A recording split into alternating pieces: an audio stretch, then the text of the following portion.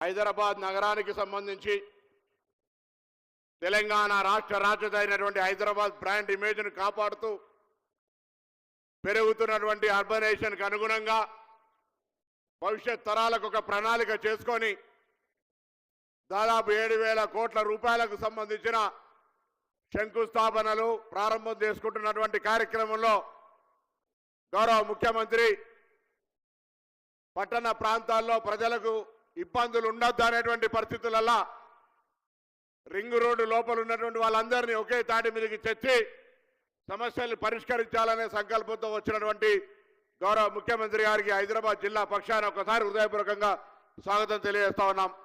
అదేవిధంగా వేదిక మీద ఉన్న ఉప ముఖ్యమంత్రి గారు, అదేవిధంగా రంగారెడ్డి జిల్లా ఇన్ఛార్జి మంత్రి సోదరుడు శ్రీధర్ బాబు గారు, అరికెపూడి గాంధీ గారు, స్థానిక శాసనసభ్యులు సభాధ్యక్షులు దానం నాగేంద్ర అన్న గారు, గౌరవ ఎమ్మెల్సీలు, గౌరవ స్థానిక కాంగ్రెస్ నాయకులు, అధికారులు, వేదిక మీద ఉన్న పెద్దలందరికీ పేరు పేరున ఇక్కడికి విచ్చేసినటువంటి వాళ్ళందరికీ కూడా నమస్కారాలు తెలియజేస్తా ఉన్నాను. ముఖ్యమంత్రి గారి ఆలోచన ఎట్లుంటుందని ఒక చిన్న అంశాన్ని మీ దృష్టికి తీసుకొస్తాం. తెలంగాణ రాకముందు ఉమ్మడి రాష్ట్రంలో కూడా ఉండే సమస్య, తెలంగాణ వస్తే అన్ని సమస్యలు పరిష్కరించుకుంటామనేటువంటి పరిస్థితుల్లో ప్రాంతీయ పార్టీగా అధికారంలోకి వచ్చిన పార్టీ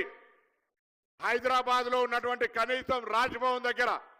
లేదా ఆర్టీఓ కార్యాలయం దగ్గర అటువంటి విధంగా ఉన్నటువంటి 141 వాటర్ లాగింగ్ సెంటర్స్ను గుర్తించి వర్షం వస్తే బండ్లు జామ్ కావాల్సిందే తప్ప ఎన్నడూ వాటి పరిష్కారానికి ఆలోచన చేయనటువంటి పరిస్థితులలో ముఖ్యమంత్రి గారు స్వయంగా ఒక ఆలోచన చేసి అటువంటి హైదరాబాద్ జిహెచ్ఎంసీ పరిధిలో ఉన్నటువంటి 141 లాగింగ్ కేంద్రాలను అండర్ గ్రౌండ్ లోపల వాటర్ను తీసుకొని వెళ్ళి ఆనాడు రోడ్ల మీదకి వర్షం రాకుండా, వర్షం వస్తే నీటి నిల్వలు రాకుండా తాత్కాలికంగా సంపులన్నీ కట్టి వాటిని అవసరమైతే తిరిగి డ్రైనేజీకి పంపే విధంగా ఏర్పాటు చేసినటువంటి ఒక ఆలోచనకు సంబంధించి ఏ విధంగా ఆలోచన అంటే స్పార్క్ ఎట్లా వస్తుంది అనేటువంటి మాటకి సందర్భంగా తెలియజేస్తా ఉన్నా. అదేవిధంగా ఈరోజు హైదరాబాద్ సంబంధించి దాదాపు 600 MTD వాటర్ అవి కూడా ఆనాడు కృష్ణా గోదావరి దగ్గర ఫేజ్ 1, ఫేజ్ 2, ఫేజ్ 3 ఏదైనా కూడా కావచ్చు మన ప్రభుత్వాలు తెచ్చినవి తప్ప 10 సంవత్సరాల్లో ఒక నీటి చుక్క కూడా హైదరాబాద్కు రాలేదు, ఎవరు తెచ్చే ప్రయత్నం చేయలేదనే మాట కూడా ఈ సందర్భంగా మనం చేస్తా ఉన్నాం. దాంతోపాటుగా ఈరోజు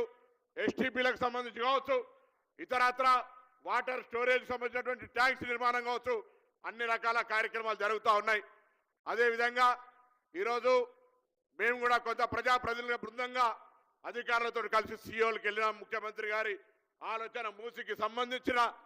ఆ ప్రాంత ప్రజల యొక్క జీవిత స్థితిగతులు మెరుగుపరచాలి, వాళ్ళందరినీ అభివృద్ధి బాటలో జనజీవన స్రవంతిలో కలిసి మిగతా ప్రజల్లాగా బతకాలి, మురుగు కంపంలో ఎందుకు ఉండాలనే ఆలోచనతో ఒక కార్యక్రమం తీసుకుంటే గతంలో మాటలకే పరిమితమై మూసి అభివృద్ధికి కాంగ్రెస్ నుంచి పోయిన శాసనసభ్యులు చైర్మన్ చేసుకొని ప్రకటనలకే పరిమితమైతే ఈరోజు వ్యవస్థలో ప్రత్యక్షంగా అమలు చేసి చూపెట్టాలని ప్రయత్నం చేస్తే అనేకమైన అభ్యంతరాలు పెడతా ఉన్నారు. ఈరోజు వాటర్ ఉన్నటువంటి అది అమెరికాలో కావచ్చు, లేదా లండన్లో ఉన్న థేమ్స్ కావచ్చు, లేదా ఇంకెక్కడ ఉన్నా మన పక్కన గుజరాత్లో సబర్మతి కావచ్చు, అనేక జాగల్లా ఆ విధంగా అభివృద్ధి చెందింది. అదే అభివృద్ధి మూసి కూడా చేయాలని తలంపిస్తుంటే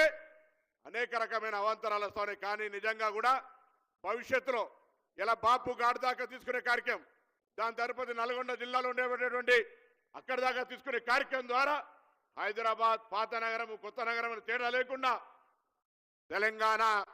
దేశంలోనే ప్రపంచంలో హైదరాబాద్ నగరానికి ఒక స్థానం వచ్చే అవకాశం ఉందనే మాట సందర్భంగా మనం చేస్తా ఉన్నాను. అదేవిధంగా ఈరోజు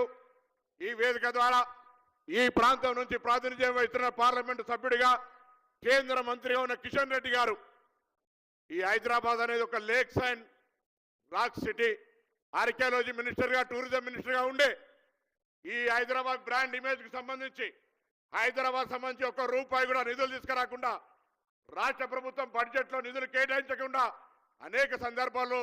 ప్రభుత్వం తరఫున విజ్ఞాపనలు ఇచ్చినా కూడా హైదరాబాద్ పైన నిర్లక్ష్యం జరుగుతూ రాజకీయపరమైన చర్యలకు ప్రభుత్వాన్ని విమర్శించడానికే పరిమితం అవుతా ఉన్నారు. ఇది వాస్తవాన్ని ప్రజలు గమనించాల్సిన అవసరం ఉంది. అదేవిధంగా హైదరాబాద్ సంబంధించి బ్రాండ్ ఇమేజ్ అంటే ఒక ఏదో మౌలిక సదుపాయాలే కాదు, ఈరోజు పట్టణ ప్రజలు ఢిల్లీలో ఏ విధమైన సమస్య ఎదుర్కొంటున్నారో అటువంటి సమస్య హైదరాబాద్కు రావద్దని ఒక ఈవీ పాలసీ తీసుకొచ్చి పరిమితమైన సంఖ్యలో కాదు 2026 డిసెంబర్ 31 దాకా హైదరాబాద్లో ఈవీ వెహికల్స్ అన్ని కూడా కొనుగోలు చేసే ఫ్రీ ట్యాక్స్, రోడ్ ట్యాక్స్, అదేవిధంగా రిజిస్ట్రేషన్ ట్యాక్స్ తీసేయడం జరిగింది. అంతేకాదు హైదరాబాద్ నగరంలో రవాణా శాఖ తరఫున ఆర్టీసీ తరఫున నడిచే అన్ని బస్సులను కూడా ఈవీ బస్సులుగా అసలు యాక్చువల్గా మ్యానుఫ్యాక్చర్ సప్లై చేస్తే ఇప్పటికే అమలు చేసేది ఉండే, కానీ మ్యానుఫ్యాక్చర్ సిబ్బంది ఉంది కాబట్టి దశల వారీగా హైదరాబాద్లో ముఖ్యమంత్రి గారి ఆలోచన మేరకు, రాష్ట్ర ప్రభుత్వం ఆలోచన మేరకు హైదరాబాద్ కాలుష్య రహితంగా ఇవాళ ఢిల్లీలో పాఠశాలలు బంద్ చేసుకునేటువంటి పరిస్థితి నుంచి మనకు మనమే రక్షించుకోవడానికి, పర్యావరణాన్ని రక్షించుకోవడానికి ఈవీ పాలసీ కూడా తీసుకొచ్చి ప్రజలందరితో ప్రశంసించబడుతున్న ప్రభుత్వంగా ఈరోజు అర్బనైజేషన్, రూరల్ అన్ని సమకాలీన అభివృద్ధి విధంగా తీసుకుపోయే ప్రణాళికతో హైదరాబాద్ రంగారెడ్డి జిల్లాలో ఇన్ని పనులు శంకుస్థాపన చేస్తున్న మీకు మరొక్కసారి హృదయపూర్వకంగా ధన్యవాదాలు. హైదరాబాద్ ప్రజలందరి పక్షాన దయచేసి అందరూ కూడా ప్రజలు ఈ జరుగుతున్న వాస్తవాన్ని, అభివృద్ధి కళ్ళ కనబడుతున్నటువంటి క్షేత్రస్థాయిలో చర్చ చేసి ప్రభుత్వం చేస్తున్నటువంటి అంశాన్ని ప్రశంసించే విధంగా ఉండాలని కోరుకుంటూ అందరికీ నమస్కారం చెప్తూ సెలవు తీసుకుంటా ఉన్నాను. ధన్యవాదాలు సార్. గౌరవనీయులు డి శ్రీధర్ బాబు గారి సందేశం. Honourable minister for information technology, electronics and communications, industries and legislative affairs, ముఖ్యంగా రంగారెడ్డి జిల్లా ఇన్ఛార్జి మంత్రివర్యులు శ్రీధర్ బాబు. నమస్కారం.